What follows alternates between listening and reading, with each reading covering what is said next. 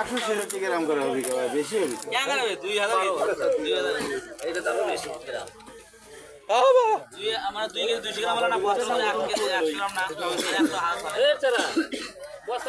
বস্তা আগেই বাদ দেওয়া বস্তা বাদ দেওয়া হয়। মাছ তিসে কয় টাকা দিয়ে এলে কি ভাব, কি ভাব? তাহলে আরো বেশি হবে। এর আর মাছ কয় টাকা দিনিছে বস্তা 200 গ্রাম দিতে হবে। রে মাছ কত আমাকে হবে না